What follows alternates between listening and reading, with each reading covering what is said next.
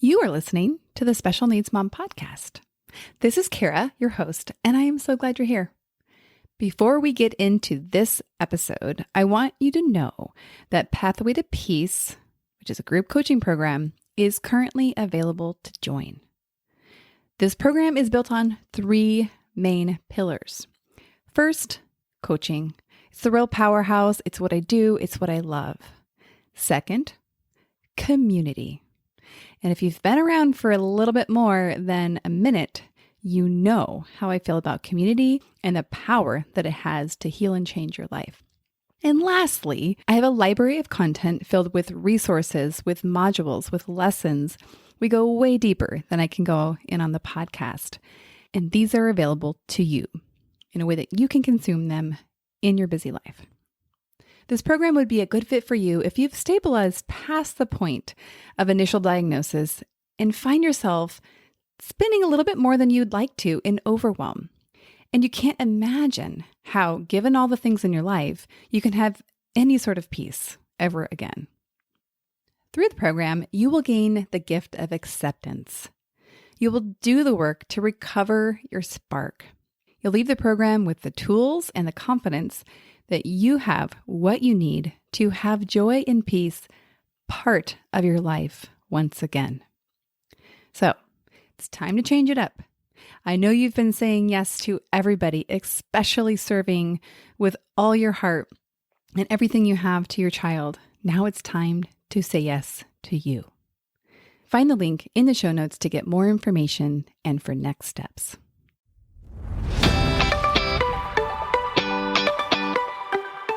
Hi, I'm Kara, life coach, wife, and mom to 4 incredible and unique children.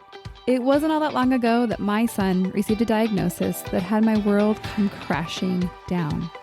I lacked the ability to see past the circumstances, which felt impossible, and the dreams I once had for my life and family felt destroyed. Fast forward past many years of surviving and not at all thriving, and you'll see a mom who trusts that she can handle anything that comes her way and has access to the power and confidence that once felt so lacking. I created the Special Needs Mom podcast to create connection and community with moms who find themselves feeling trapped and with no one who really understands.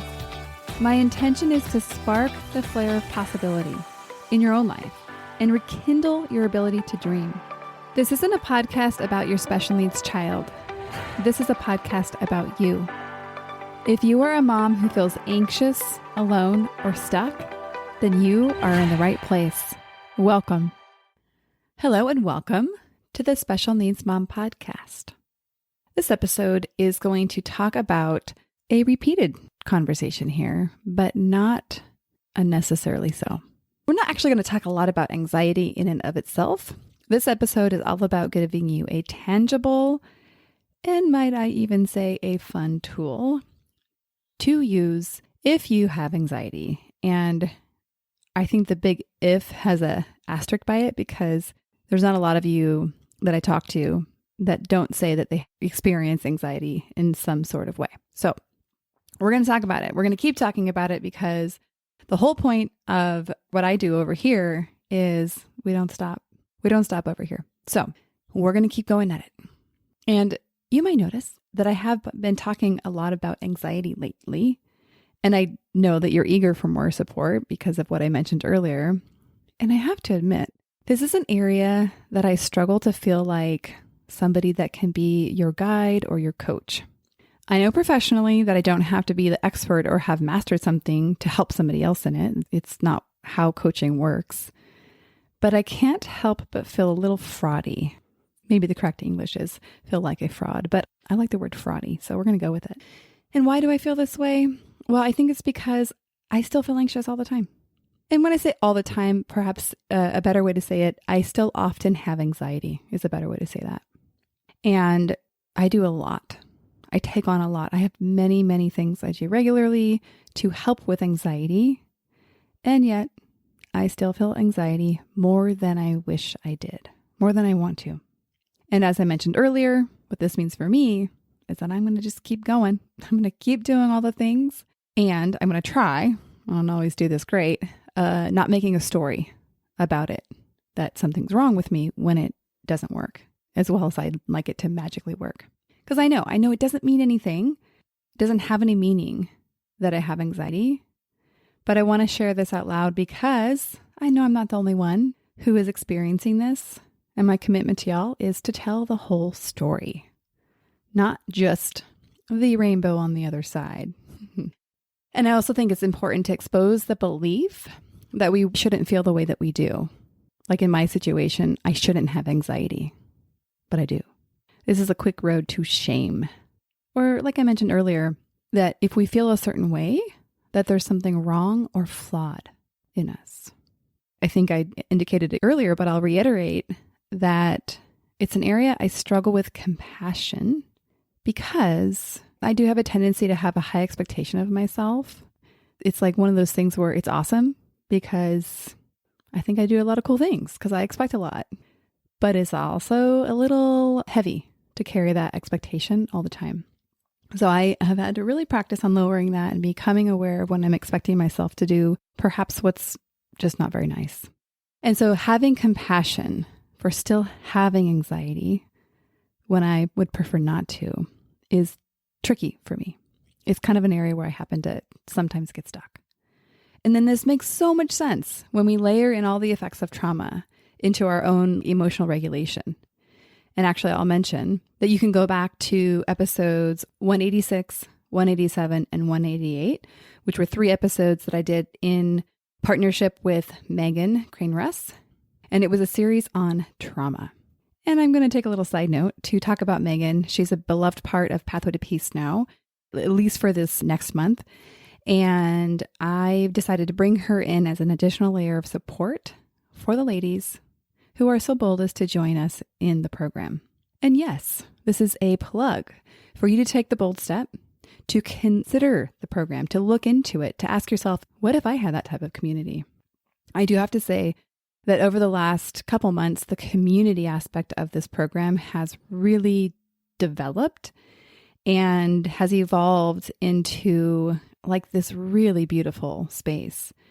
I get to see these ladies holding space for each other and to provide this environment, this container to come exactly as they are, yet also to collectively be seeking growth. More of what they want is maybe one way to say it. Okay, back to trauma and anxiety. I've said this on other episodes before, but the double whammy of trauma is that you'll become dysregulated more easily and you'll have a harder time becoming regulated. Anxiety is a word to describe your body when it's dysregulated. In other words, anxiety is fear-based, and dysregulation means that your nervous system is outside of a zone in which you're able to think, to feel, and to learn the best. And so that's where it's like, okay, I get why moms like us have anxiety to begin with. And secondly, perhaps have a harder time regulating and or addressing anxiety. All that being said, let's get further along into this episode. Way long ago, I don't know how long, I didn't look it up, I recorded a podcast about anxiety. In the podcast group that we have on Facebook, moms were like, okay, good. Like, do you have any tools? Like, do you have any lists? Like, I need a little bit more, which made a ton of sense. And at the time I didn't, but I made a mental note saying, hey, this would be a really great thing to do. And that mental note now, got us this episode. And for whatever reason, at the time that this request was made, I pictured a bingo card. And that each little square would be one practice area, one tool that one could use to tend to your own anxiety. I loved it. For me, the bingo card concept, I'm kind of geeking out on this idea, is because it expresses this idea of experimentation and trying and having many different options to see what is effective for you. And this picture of having this menu, if you will, a fun way of having a menu, and being able to look at all the different options and to see what seems accessible and perhaps like, okay, I can do that, and trying it and seeing how it works. Not that the goal, I mean, you don't like cross the whole bingo card off. Like when you play bingo, like you just have to get like 5 in a row. So I guess we're kind of playing an alternative style. Oh, actually, you know what? In bingo, they do sometimes have it where you finish the whole card. Now that I say that. So side note, we went on a Disney cruise just a year ago and I got really into bingo. You could have a pretty big winnings and I don't know, you put like 40 or $50 in. I don't remember, but I like really thought I was going to win. I did not, but I did have a lot of fun. So back to the bingo card concept here. It's not so much like we cross the box off and say, yay, we checked the box mark to help our anxiety, as in this actually worked and we can tell that it worked. It's not as black and white as that. Most of, and actually I'd say almost all of the practices have what I would describe as a cumulative effect. And there's this picture that I have as I describe that, which my editor is going to love because she's an avid gamer. So I watch my kids play video games. Lately it's been Sneaky Sasquatch, I think it's called that. And it used to be Zelda.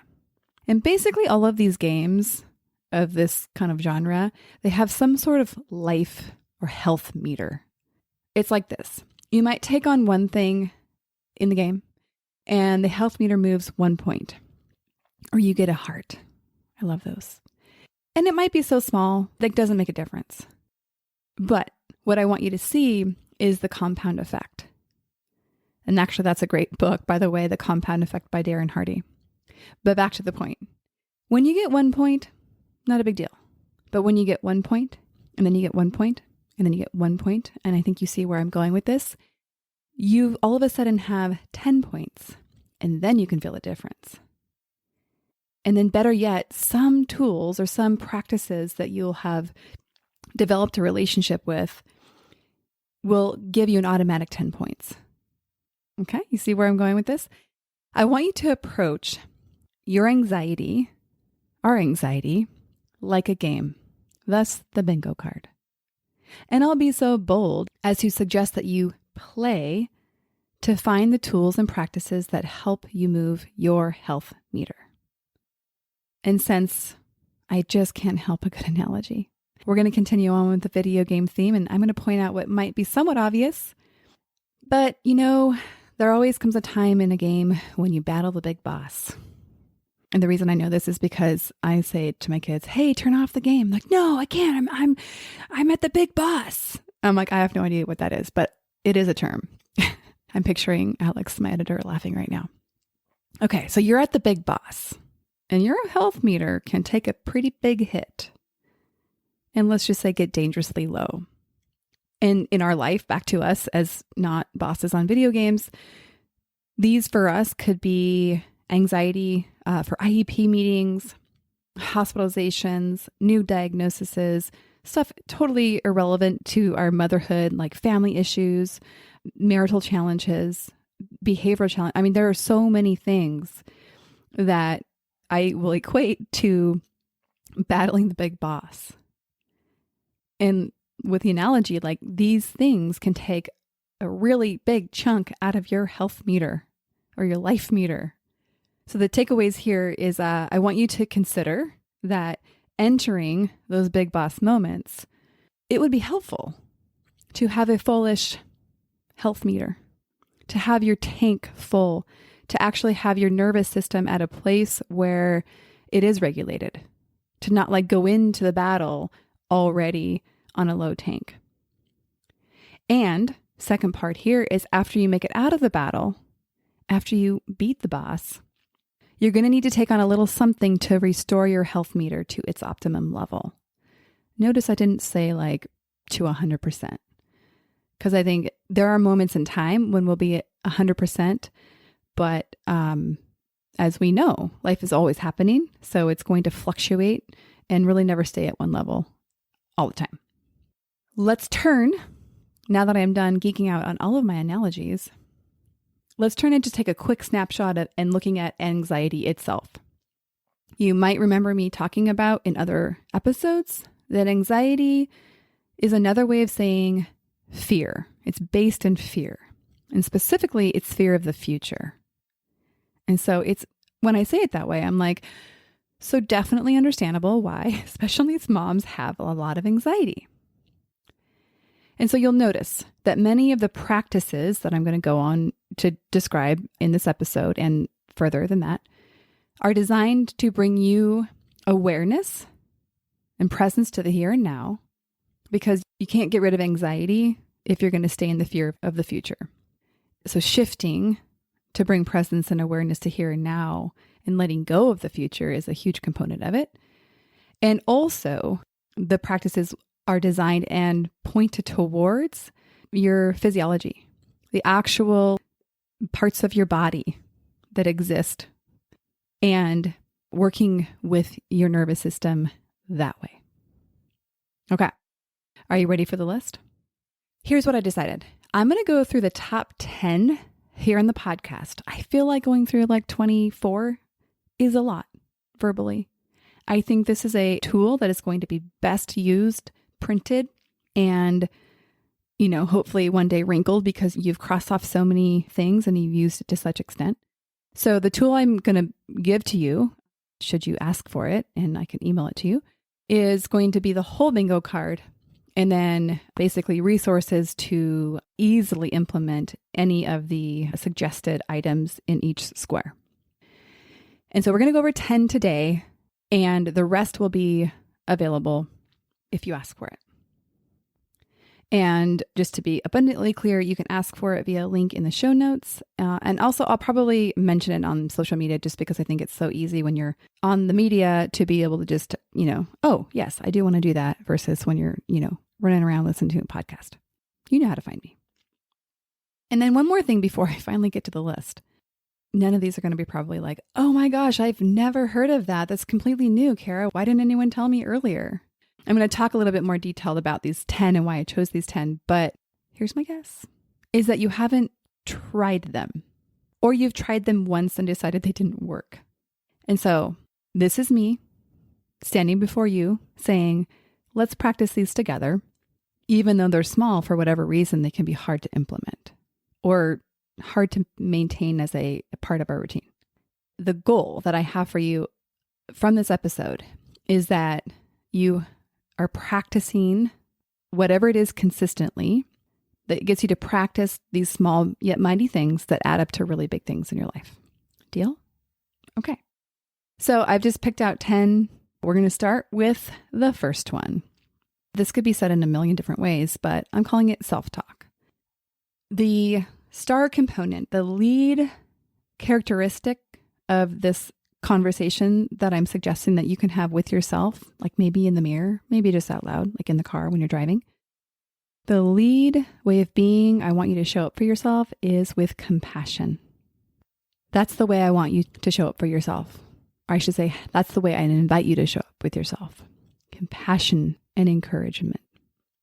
And you could say something like this, even just to kind of remind yourself where you're at. Kara, you are okay. You are okay right now, and you will be okay. And some of this is less conversation words with yourself, but it's just being with yourself in a space of compassion that can be really, really, really effective. The next one is stroll. I mean, you could say walk, but I feel like stroll sounds so much more leisurely. Really, I think this is very, very simple. Effie and I talked about it in the episode that we recorded together. There's so many benefits to walking. It can be walking for exercise, like, of course it can. But I think also what we're talking about is just walking, just being out, moving your body.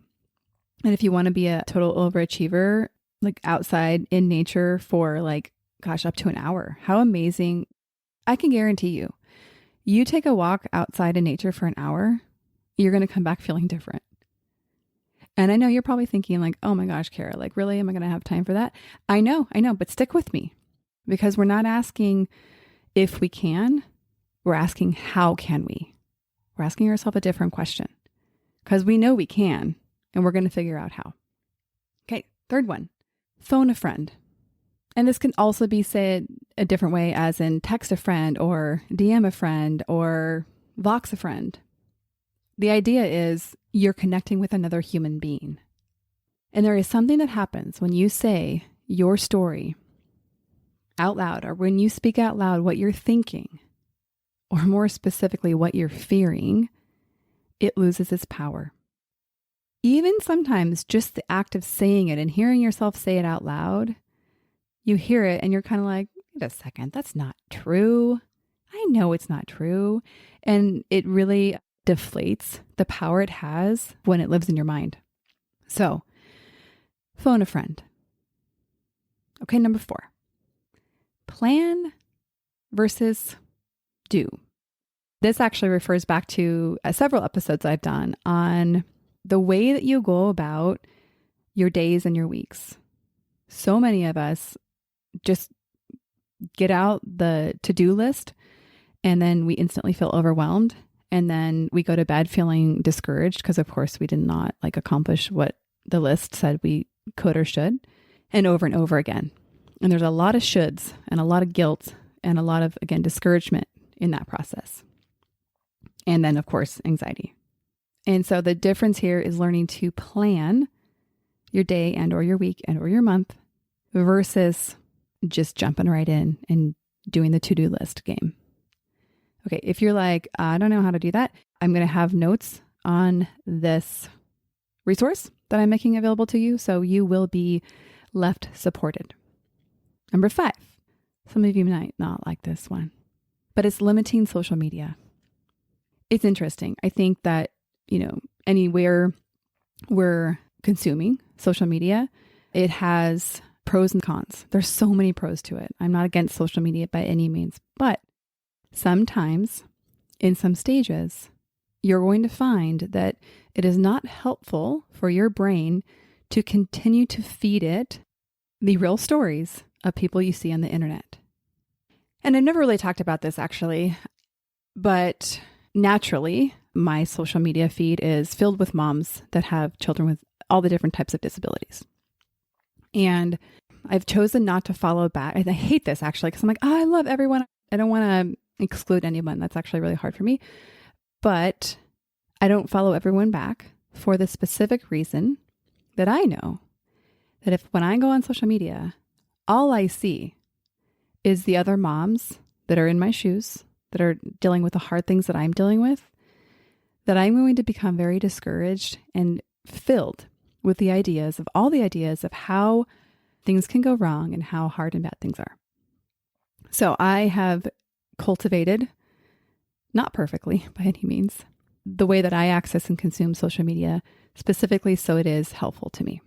And even with that, there's some Facebook groups that have been huge resources to me in our own health journey. And sometimes it is not helpful for me to go to those groups, especially when you get a new diagnosis and you're either trying to find the best case or the worst case scenario. Okay, so number 5, limit social media. This could be same said for news, but who really not watches the news anymore? We, I think, go to social media. Okay, number 6, tapping. And you're like, wait, what? Like tapping? Yes, tapping. It's also called emotional freedom technique. And it's tapping, like literally tapping with your hands on certain parts of your body, specifically different meridian points. And usually you would say a script or have some type of meditation along with it. And it really kind of works at that physiological level. It literally taps into your nervous system and opens up a space for you to process in a way that maybe is not as accessible when you're not tapping. It's something that I love because you don't have to have a lot of focus when you have to focus, but you don't have to focus as in meditation, like just really that mindfulness.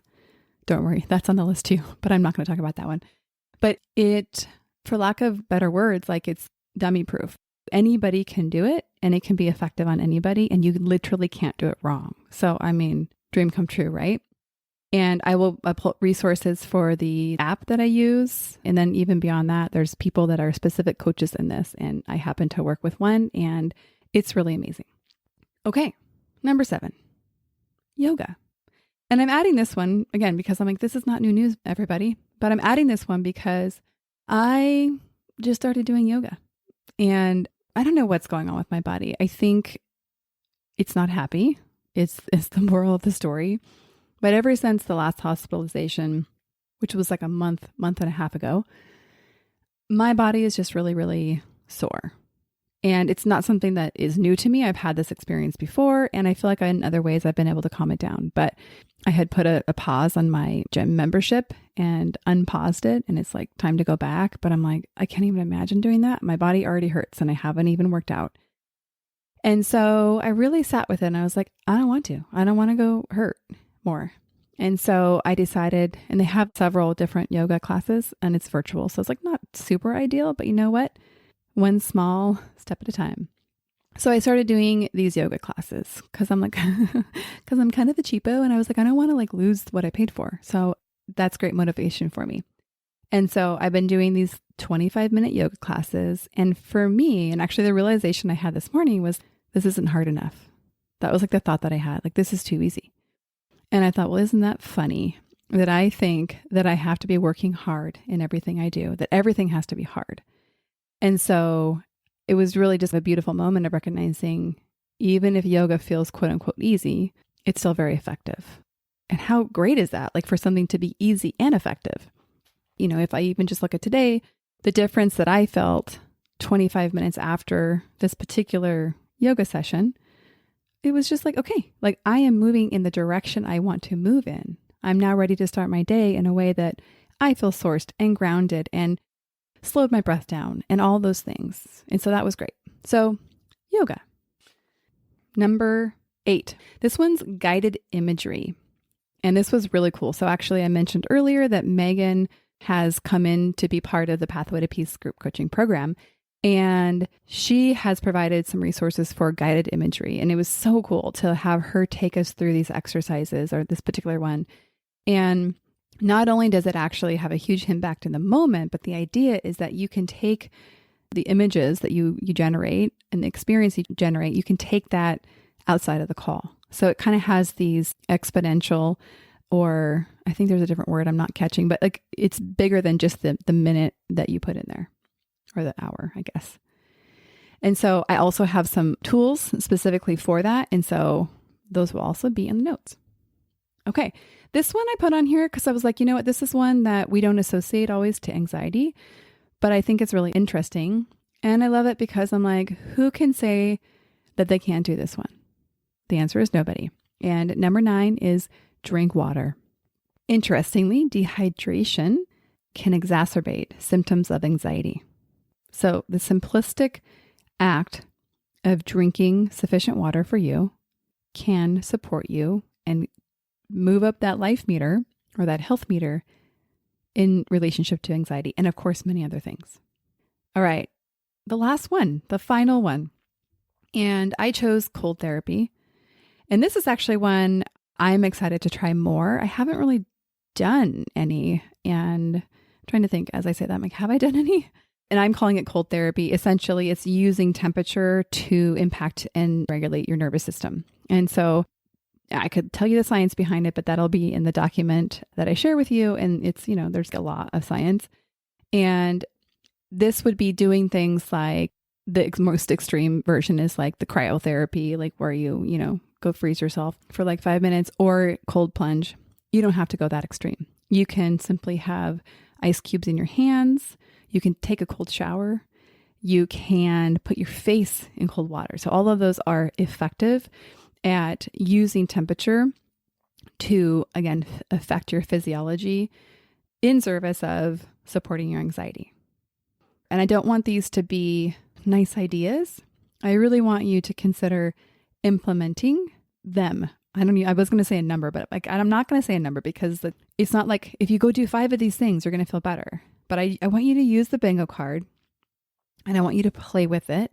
And yeah, if you share with me what you're doing, I will be cheering you along and clapping along with you. And I think collectively, if we take this on, I think we can really be a community that, yes, is doing really hard things. Oh my gosh, we do really hard things. And supports ourselves at a really high level. And so I know we're up for this. And I also know that it's not a check the box and we're good. Wouldn't that be great? All right. Well, download the resource, use it, let me know how it goes, and we'll see y'all on the next episode.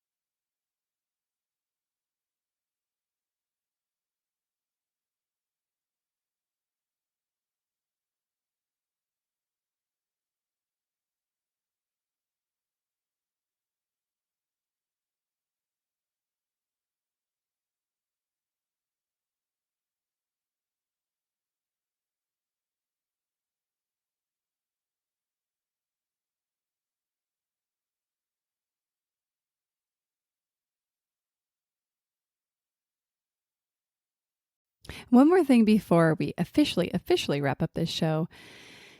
Sometimes when I'm listening to podcasts, I have the experience of wanting more. I'm listening at the very end thinking, I sure wish that episode didn't end.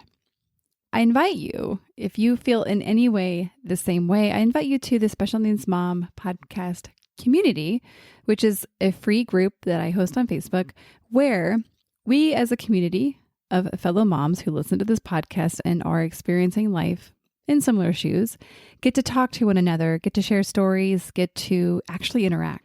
I hope you'll consider joining. See you over there.